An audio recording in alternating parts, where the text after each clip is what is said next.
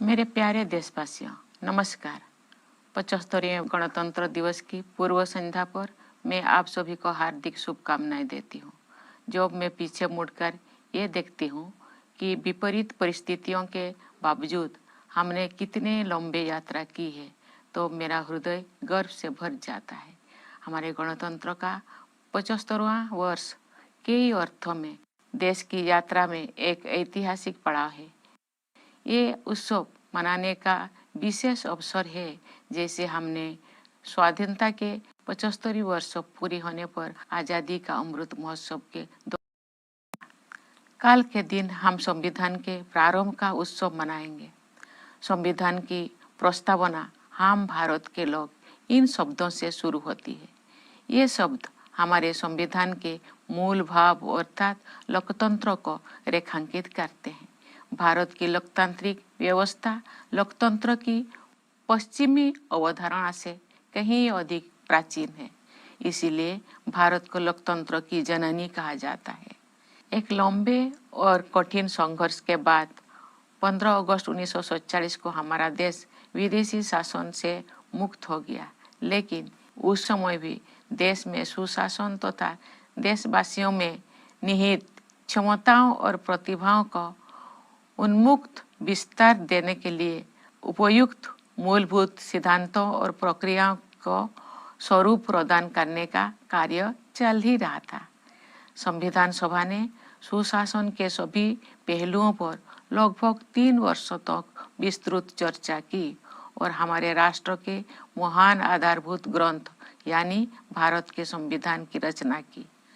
आज के दिन हम सब देशवासी उन दूरदर्शी जननायकों और अधिकारियों का कृतज्ञतापूर्वक स्मरण करते हैं, जिन्होंने हमारा भव्य और प्रेरक संविधान के निर्माण में अमूल्य योगदान दिया था। हमारा देश स्वतंत्रता की शताब्दी की ओर बढ़ते हुए अमृत काल के प्रारंभिक दौर से गुजर रहा है। ये एक युगांतकारी परिवर्तन का कालखंड है। हमें अपने देश को नई ऊंचाइयों तक ले जाने का सुनहरा अवसर मिला है। हमारा लक्ष्यों को प्राप्त करने के लिए प्रत्येक नागरिक का योगदान महत्वपूर्ण होगा। इसके लिए मैं सभी देशवासियों से संविधान में निहित हमारे मूल कर्तव्यों का पालन करने का अनुरोध करूंगी। ये कर्तव्य आज़ादी के 100 वर्ष पूरी होने तक भारत को एक विकसित राष्ट्र बनाने की दिशा में प्रत्येक नागरिक के आवश्यक दायित्व है। इस संदर्भ में मुझे महात्मा गांधी का स्मरण होता है। बापू ने ठीक ही कहा था, जिसने केवल अधिकारों को चाहा है, ऐसे कोई भी प्रजा उन्नति नहीं कर सकी है। केवल वही प्रजा उन्नति कर सकी है जिसने कर्तव्यों का धार्मिक रूप से पालन किया है। मेरे प्यारे देशवासियों, गणतंत्र दिवस हमारा आधारभूत मूल्यों और सिद्धांतों को स्मरण करने का एक महत्वपूर्ण अवसर है। जब हम उनमें से किसी एक बुनियादी सिद्धांतों पर चिंतन करते हैं, तो स्वाभाविक रूप से अन्य सभी सिद्धांतों पर भी हमारा ध्यान जाता है। संस्कृति, मान्यताओं और परंपराओं की विविधता हमारे लोकतंत्र का अंतर्निहित आयाम है। हमारे विविधता का ये उत्सव समता पर आधारित है, जिसे न्याय द्वारा संरक्षित किया जाता है। ये सब स्वतंत्रता की वातावरण में ही संभव हो पाता है। इन मूल्यों और सिद्धांतों की समग्रता ही हमारी भारतीयता का आधार है। Doctor B.R. अम्बेडकर के प्रबुद्ध मार्गदर्शन में प्रवाहित इन मूलभूत जीवन मूल्यों और सिद्धांतों में रची बसी संविधान की भावधारा ने सभी प्रकार के भेदभाव को समाप्त करने के लिए सामाजिक न्याय के मार्ग पर हमें अडिग बनाए रखा है। मैं ये उल्लेख करना चाहूँगी कि सामाजिक न्याय के लिए अनवरत युद्धरत रहे श्री कर्पूरी ठाकुर जी की जन्म शताब्दी का उत्सव काल ही संपन्न हुआ है। कर्पूरी जी पिछड़े वर्गों के सबसे महान पक्षकारों में से एक थे, जिन्होंने अपना सारा जीवन उनके कल्याण के लिए समर्पित कर दिया था। उनका जीवन एक संदेश था। अपने योगदान से सार्वजनिक जीवन को समृद्ध बनाने के लिए मैं कर्पूरी जी को अपनी श्रद्धांजलि अर्पित करती हूँ। हमारे गणतंत्र की मूल भावना से एकजुट होकर 140 करोड़ से अधिक भारतवासी एक कुटुंब के रूप में रहते हैं। दुनिया के सबसे बड़े इस कुटुंब के लिए सह अस्तित्व की भावना भूगोल द्वारा थोपा गया बोझ नहीं है, बल्कि सामूहिक उल्लास का सहज स्रोत है, जो हमारे गणतंत्र दिवस के उत्सव में अभिव्यक्त होता है। इस सप्ताह के आरंभ में हम सबने अयोध्या में प्रभु श्री राम के जन्म स्थान पर निर्मित भव्य मंदिर में स्थापित मूर्ति की प्राण प्रतिष्ठा का ऐतिहासिक समारोह देखा। भविष्य में जब इस घटना को व्यापक परिप्रेक्ष्य में देखा जाएगा, तब इतिहासकार भारत द्वारा अपने सभ्यतागत विरासत की निरंतर खोज में युगांतकारी आयोजन के रूप में इसका विवेचन करेंगे। उचित न्यायिक प्रक्रिया और देश के उच्चतम न्यायालय के निर्णय के बाद मंदिर का निर्माण कार्य आरंभ हुआ। अब ये एक भव्य संरचना के रूप में शोभायमान है। ये मंदिर न केवल जन जन की आस्था को व्यक्त करता है, बल्कि न्यायिक प्रक्रिया में हमारे देशवासियों की अगाध आस्था का प्रमाण भी है। प्यारे देशवासियों, हमारे राष्ट्रीय त्योहार ऐसे महत्वपूर्ण अवसर होते हैं जब हम अतीत पर भी दृष्टिपात करते हैं और भविष्य की ओर भी देखते हैं। पिछले गणतंत्र दिवस के बाद के एक वर्ष पर नजर डालें तो हमें बहुत प्रसन्नता होती है। भारत की अध्यक्षता में दिल्ली में G20 शिखर सम्मेलन का सफल आयोजन एक अभूतपूर्व उपलब्धि थी। G20 से जुड़े आयोजनों में जन सामान्यों की भागीदारी विशेष रूप से उल्लेखनीय है। इन आयोजनों में विचारों और सुझावों का प्रभाव ऊपर से नीचे की ओर नहीं, बल्कि नीचे से ऊपर की ओर था। उस भव्य आयोजन से ये सीख भी मिली है कि सामान्य नागरिकों को भी ऐसे गहन तथा अंतर्राष्ट्रीय महत्व के मुद्दे में भागीदार बनाया जा सकता है, जिसका प्रभाव अंततः उनके अपने भविष्य पर पड़ता है। G20 शिखर सम्मेलन के माध्यम से ग्लोबल साउथ की आवाज के रूप में भारत के अभ्युदय को भी बढ़ावा मिला, जिससे अंतर्राष्ट्रीय संवाद की प्रक्रिया में एक आवश्यक तत्व का समावेश हुआ। जब संसद ने ऐतिहासिक महिला आरक्षण विधेयक पारित किया, तो हमारा देश स्त्री पुरुष समानता के आदर्शों की ओर आगे बढ़ा।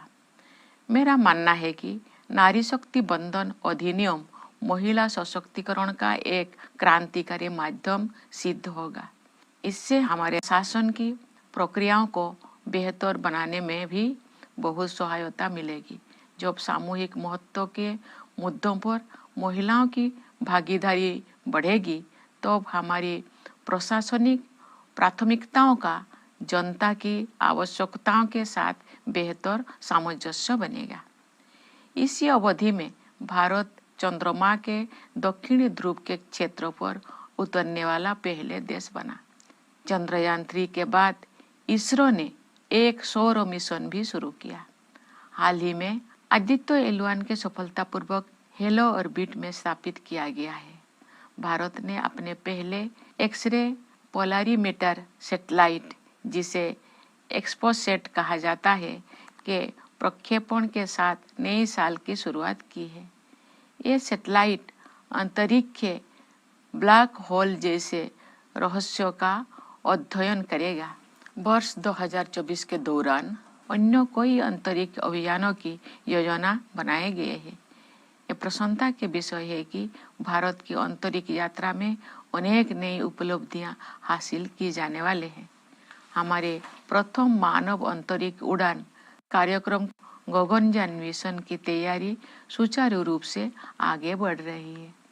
हमें अपने वैज्ञानिकों और प्रौद्योगिकी विशेषज्ञों पर सदैव गर्व रहा है, लेकिन अब ये पहले से कहीं अधिक ऊंचे लक्ष्य तय कर रहे हैं और उनके अनुरूप परिणाम भी हासिल कर रहे हैं। भारत के अंतरिक्ष कार्यक्रम का उद्देश्य संपूर्ण मानवता के कल्याण के लिए विज्ञान और प्रौद्योगिकी की भूमिका को और अधिक विस्तार तथा गहराई प्रदान करना है।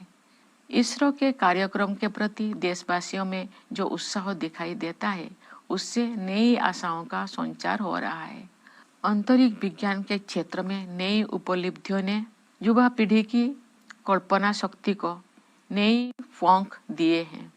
मुझे विश्वास है कि हमारे बच्चों और युवाओं में बड़े पैमाने पर विज्ञान के प्रति रुझान बढ़ेगा तथा उनमें वैज्ञानिक दृष्टिकोण विकसित होगा।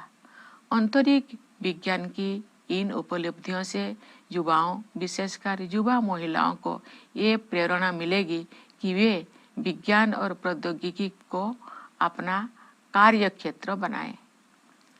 मेरे प्यारे देशवासियों, आज का भारत आत्मविश्वास के साथ आगे बढ़ रहा है। सुदृढ़ और स्वस्थ अर्थव्यवस्था इस आत्मविश्वास का कारण भी है और परिणाम भी। हाल के वर्षों में सकल घरेलू उत्पाद की हमारी वृद्धि दर प्रमुख अर्थव्यवस्थाओं में सबसे अधिक रही है। ठोस आकलन के आधार पर हमें पूरा विश्वास है कि ये असाधारण प्रदर्शन वर्ष 2024 और उसके बाद भी जारी रहेगा। ये बात मुझे विशेष रूप से उल्लेखनीय लगती है कि जिस दूरगामी योजना दृष्टि से अर्थव्यवस्था को गति प्राप्त हुई है, उसी के तहत विकास को हर दृष्टि से समावेशी बनाने के लिए सुविचारित जन कल्याण अभियानों को भी बढ़ावा दिया गया है। महामारी के दिनों में समाज के कमजोर वर्गों को मुफ्त खाद्यान्न उपलब्ध कराने के लिए लागू योजनाओं का दायरा सरकार ने बढ़ा दिया था। बाद में कमजोर वर्गों की आबादी को संकट से उबरने में सहायता प्रदान करने हेतु इन कल्याणकारी योजनाओं को जारी रखा गया। इस पहल को और अधिक विस्तार देते हुए सरकार ने 81 करोड़ से अधिक लोगों को अगले 5 साल तक मुफ्त खाद्यान्न उपलब्ध कराने का निर्णय लिया है। संभवतः इतिहास में ये अपनी तरह का सबसे बड़ा जन कल्याण कार्यक्रम है। साथ ही सभी नागरिकों के जीवन यापन को सुगम बनाने के लिए अनेक समयबद्ध योजनाएं भी कार्यान्वित की जा रही है। घर में सुरक्षित और पर्याप्त पेयजल की उपलब्धता से लेकर अपना घर होने के सुरक्षाजनक अनुभव तक, ये सभी बुनियादी न्यूनतम आवश्यकताएं हैं, न कि विशेष सुविधाएं। ये मुद्दे किसी भी राजनीतिक या आर्थिक विचारधारा से परे है और इन्हें मानवीय दृष्टिकोण से ही देखा जाना चाहिए। सरकार ने केवल जन कल्याण योजनाओं का विस्तार और संवर्धन ही नहीं किया है, अपितु जन कल्याण की अवधारणा को भी नया अर्थ प्रदान किया है। हम सभी उस दिन गर्व का अनुभव करेंगे जब भारत ऐसे कुछ देशों में शामिल हो जाएगा जहां शायद ही कोई बेघर हो। समावेशी कल्याण की इसी सोच के साथ राष्ट्रीय शिक्षा नीति में डिजिटल विभाजन को पाटने और वंचित वर्गों के विद्यार्थियों के हित में समानता पर आधारित शिक्षा व्यवस्था के निर्माण को समुचित प्राथमिकता दी जा रही है। आयुष्मान भारत योजना के विस्तारित सुरक्षा कवच के तहत सभी लाभार्थियों को शामिल करने का लक्ष्य है। इस संरक्षण से गरीब और कमजोर वर्गों के लोगों में एक बहुत बड़ा विश्वास जगा है। हमारे खिलाड़ियों ने अंतर्राष्ट्रीय मंच पर भारत का मान बढ़ाया है। पिछले साल आयोजित एशियाई खेलों में हमने 107 पदकों के नए कीर्तिमान के साथ इतिहास रचा और एशियाई पैरा खेलों में हमने 111 पदक जीते। ये अत्यंत प्रसन्नता की बात है कि महिलाएं हमारी पदक तालिका में बहुत प्रभावशाली योगदान दे रही है। हमारे श्रेष्ठ खिलाड़ियों की सफलता से बच्चों को विभिन्न खेलों में भाग लेने के लिए प्रेरणा मिली है, जिससे उनका आत्मविश्वास बहुत बढ़ा है। मुझे विश्वास है कि नई आत्मविश्वास से भरपूर हमारे खिलाड़ी आगामी पेरिस ओलंपिक में और भी अच्छा प्रदर्शन करेंगे। प्यारे देशवासियों, हाल के दौर में विश्व में अनेक स्थलों पर लड़ाइयाँ हो रही है और दुनिया के बहुत से हिस्से हिंसा से पीड़ित है। जब दो परस्पर विरोधी पक्षों में से प्रत्येक मानता है कि केवल उसी की बात सही है और दूसरे की बात गलत है, तो ऐसी स्थिति में समाधान परक तर्क के आधार पर ही आगे बढ़ना चाहिए। दुर्भाग्य से तर्क के स्थान पर आपसी भय और पूर्वाग्रह ने भावावेश को बढ़ावा दिया है, जिसके कारण अनवरत हिंसा हो रही है।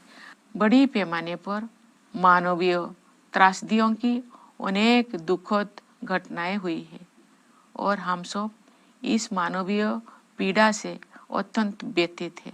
ऐसी परिस्थिति में हमें भगवान बुद्ध के सारगर्भित शब्दों का स्मरण होता है। नहीं बेरेनो वेरानी समन्तिद कुदाचनम अबेरेन च समन्ति एसो धमो सनंतन। इसका भावार्थ है, यहाँ कभी भी शत्रुता को शत्रुता के माध्यम से शांत नहीं किया जाता है, बल्कि अशत्रुता के माध्यम से शांत किया जाता है। यही शाश्वत नियम है।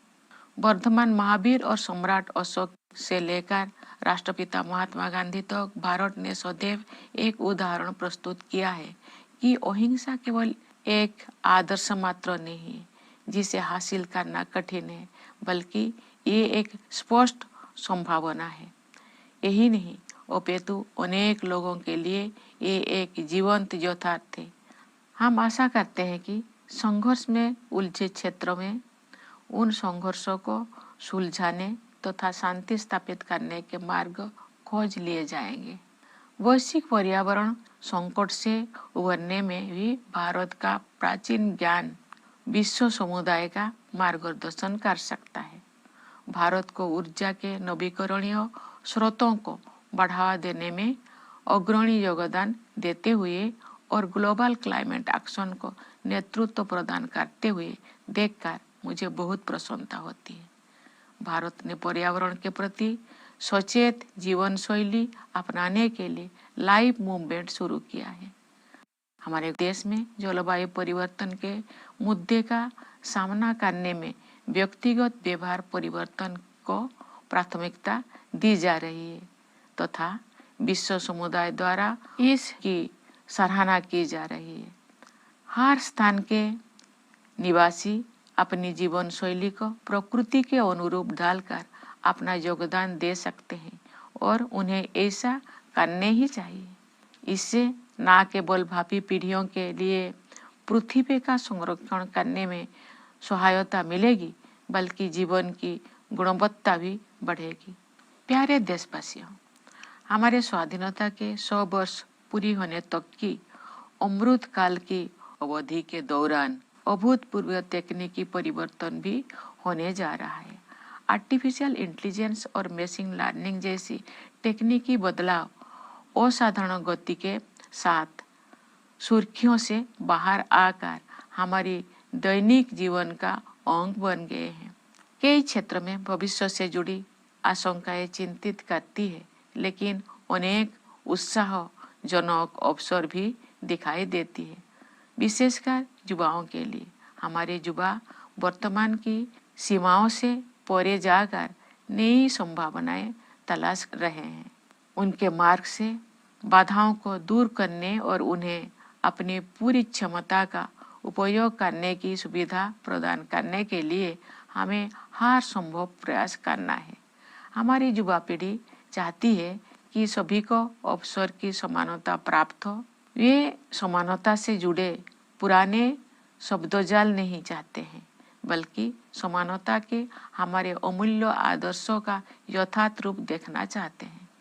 वास्तव में हमारा युवाओं के आत्मविश्वास के बल पर ही भावी भारत का निर्माण हो रहा है। युवाओं के मनोमस्तिष्क को संभालने का कार्य हमारे शिक्षकगण करते हैं, जो सही अर्थों में राष्ट्र का भविष्य बनाते हैं। मैं अपने उन किसानों और मजदूर भाई बहनों के प्रति आभार व्यक्त करती हूँ जो चुपचाप मेहनत करते हैं तथा देश के भविष्य को बेहतर बनाने में बहुत बड़ा योगदान देते हैं। गणतंत्र दिवस के पावन अवसर की पूर्व संध्या पर सभी देशवासी हमारे सशस्त्र बलों, पुलिस और अर्धसैन्य बलों का भी कृतज्ञता पूर्वक अभिनंदन करते हैं। उनकी बहादुरी और सतर्कता के बिना हम उन प्रभावशाली उपलब्धियों को प्राप्त नहीं कर सकते थे जो हमने हासिल कर ली है। अपने वाणी को विराम देने से पहले मैं न्यायपालिका और सिविल सेवाओं के सदस्यों को भी शुभकामनाएं देना चाहती हूँ। विदेशों में नियुक्त भारतीय मिशनों के अधिकारियों और प्रवासी भारतीय समुदाय के लोगों को मैं गणतंत्र दिवस की बधाई देती हूँ। आइए हम सब यथाशक्ति राष्ट्र और देशवासियों की सेवा में स्वयं को समर्पित करने का संकल्प करें। इस शुभ संकल्प को सिद्ध करने के प्रयास हेतु आप सभी को मेरी हार्दिक शुभकामनाएं। धन्यवाद। जय हिंद, जय Bharat.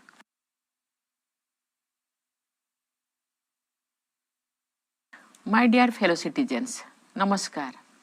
My heartiest greetings to all of you on the eve of the 75th Republic Day. My heart is filled with pride when I look back and see how far we have traveled despite adversities. The 75th year of the Republic is truly a historic milestone in the journey of the nation in many ways. This is an especially festive occasion.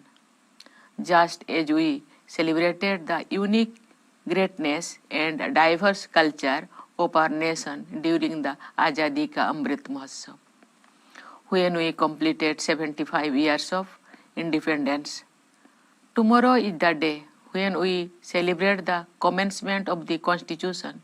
Its preamble begins with the words, "We the people of India," highlighting the theme of the document, namely democracy. In India, democratic system is much older than the concept of Western democracy. That is the reason why India is called the mother of democracy. After a long and difficult struggle, on 15th August 1947, India became free from foreign rule. Yet, the task of framing the principles and processes that would govern the country and unleash its true potential was still a work in progress.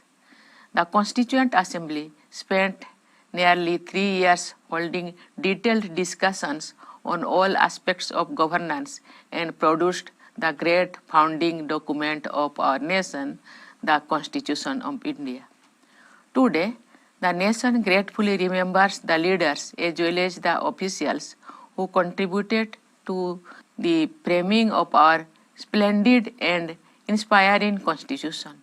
The nation is in the early years of Amrit Kal, the period leading to the centenary of independence. This is the time of an epochal transformation. We are given a golden opportunity to take the country to new heights. Contribution from every citizen will be crucial to achieve our goals. For this, I will appeal to all my fellow citizens to abide by our fundamental duties enshrined in the Constitution. These duties are essential obligations of every citizen towards making Bharat a developed nation when it completes 100 years of independence. Here I think of Mahatma Gandhi, who had rightly said, "No people have risen who thought only of rights, only those did so who thought of duties." My dear fellow citizens, Republic Day is an occasion to recall our foundational values and principles. When we contemplate any one of them, we are naturally guided to the rest. Democracy implies diversity of culture, beliefs, and practices. Celebrating diversity implies equality, which is upheld by justice. Freedom is what makes it all possible. The totality of these values or principles is what makes us Indian. Guided by the sagacity of Dr. B.R. Ambedkar, the spirit of the Constitution, imbued with these foundational values and principles, has led us invariably on the path of social justice to put an end to all kinds of discrimination. I would like to mention here that the celebration of the birth centenary of a tireless champion of social justice, Sri Karpuri Thakurji, concluded yesterday. Karpuriji was one of the greatest advocates of backward classes who dedicated his life for their welfare. His life was a message. I pay my tribute to Karpuriji for enriching public life through his contributions. The ethos of our republic brings together more than 1.4 billion of us to live as one family. For this largest family in the world, coexistence is not an imposition of geography but a source of happiness which finds expression in our Republic Day celebrations. Earlier this week, we witnessed the historic consecration ceremony of the idol of Prabhu Sri Ram in the glorious new temple constructed at his birthplace in Ajodhya. When this event will be seen in the wider perspective, the future historians will consider it a landmark in India's continued rediscovery of its civilizational heritage. The construction of the temple commenced after the due judicial process and the decision of the highest court of the land. Now, it stands as a grand edifice, giving a befitting expression not only of people's faith, but also as a testament to people's enormous trust in judicial process. My dear fellow citizens, our national festivals are momentous occasions when we together look back and look ahead. If we look at the year since the last Republic Day, there is much to be pleased about. The successful organizing of the Group of 20 Summit in the capital under India's presidency was an unprecedented achievement. What was all the more noteworthy was the way the people were involved in the G20 events. The ideas and inputs traveled not downwards from the top but upwards from the bottom. The magnificent event provided lessons for all in making citizens participants in strategic and diplomatic matters that are in the final analysis going to shape their own future. The G20 summit also boosted India's emergence as the voice of the global south, adding a necessary element to the international discourse. We also progressed further towards the ideal of gender equality when the parliament passed the historic Women's Reservation Bill.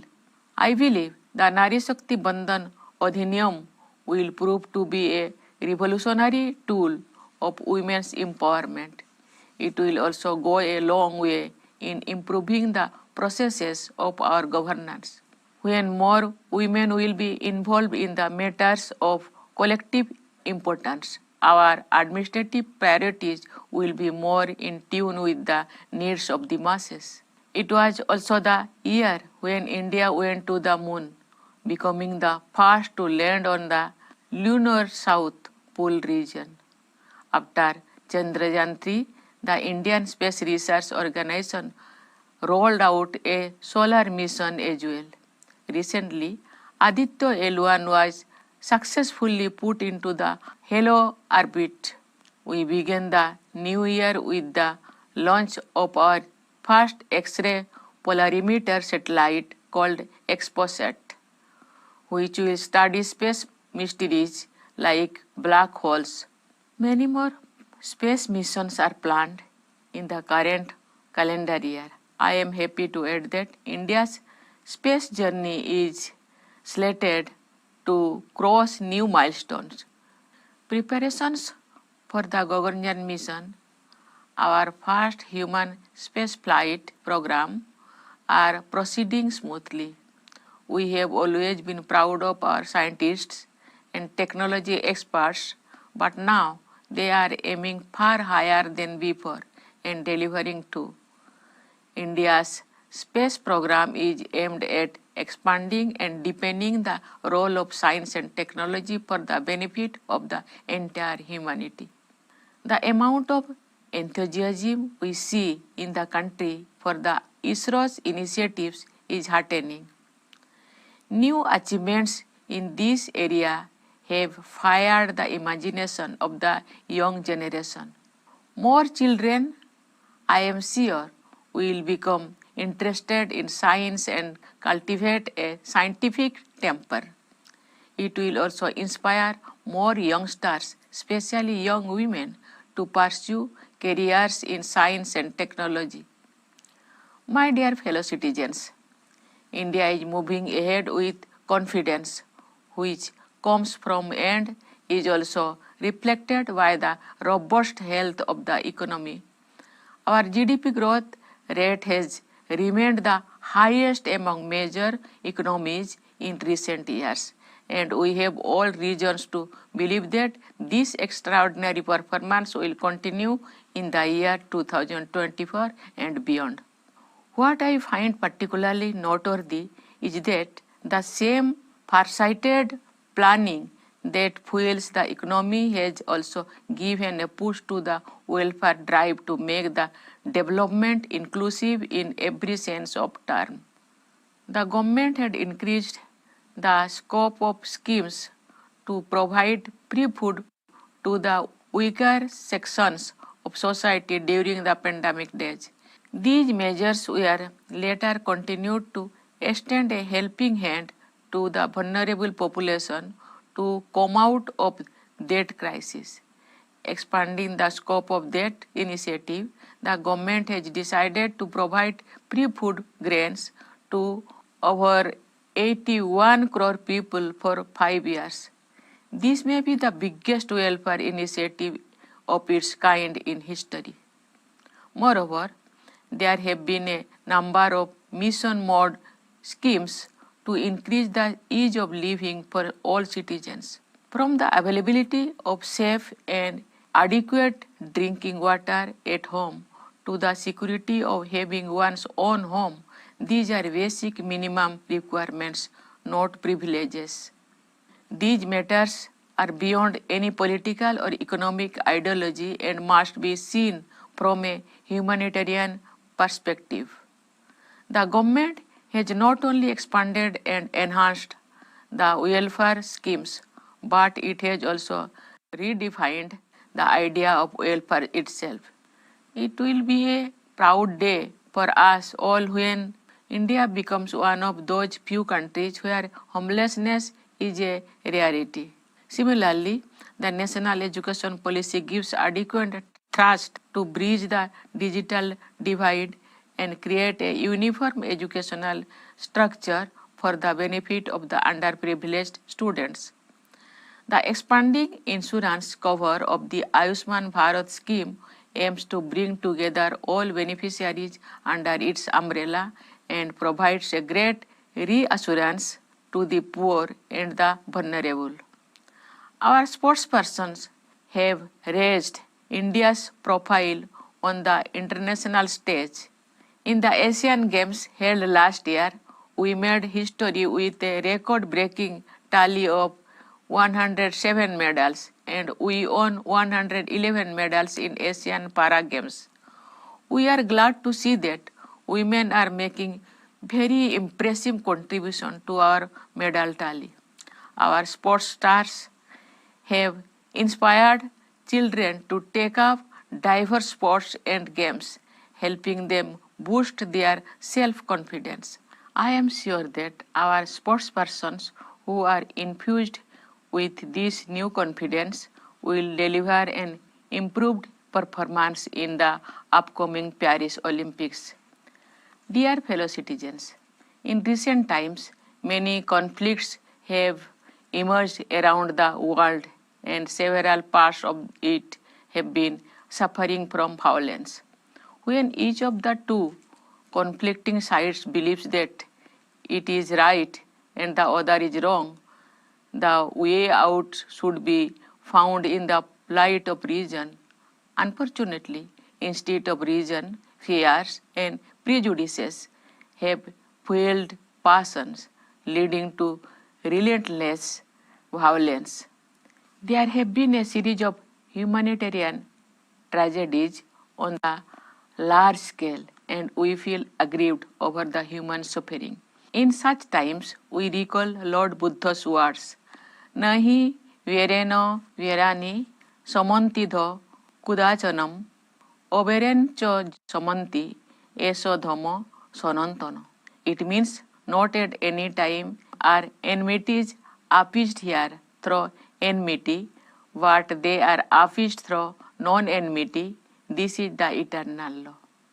From Bardhaman Mahavir and Samrat Ashok to the father of the nation Mahatma Gandhi, India has time and again shown that non-violence is not just an ideal that may be difficult to achieve, but it is a distinct possibility.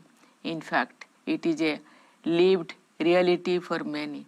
Let us hope that the regions embroiled in conflicts will find a peaceful way to resolve conflicts and bring about peace.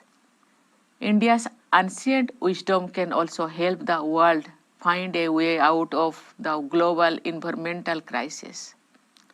I am glad to see India at the forefront of promoting renewable sources of energy and taking a leadership position in global climate action. India has launched the LIFE movement for adoption of environment conscious lifestyle. The global community has appreciated our country's emphasis on individual behavior change for dealing with the issues of climate change.